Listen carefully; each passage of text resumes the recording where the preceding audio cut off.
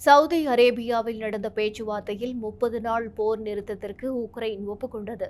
ரஷ்யாவுடன் பேச்சுவார்த்தையில் ஈடுபடவும் உக்ரைன் சம்மதம் தெரிவித்தது.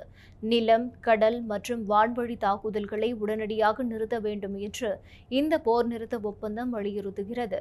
ஆனால் இதுகுறித்து ரஷ்யா இன்னும் உறுதியான நிலைப்பாட்டை எடுக்கவில்லை.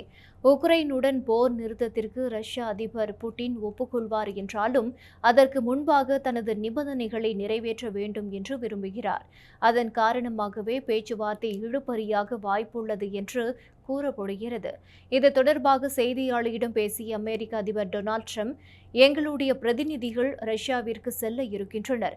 போர் நிறுத்தத்தை ரஷ்யா ஏற்றுக்கொள்ளும் என்று நம்புகிறேன் என்று தெரிவித்துள்ளார். நிதி ரீதியாக ரஷ்யாவிற்கு மோசமான காரியங்களை எங்களால் செய்ய முடியும்.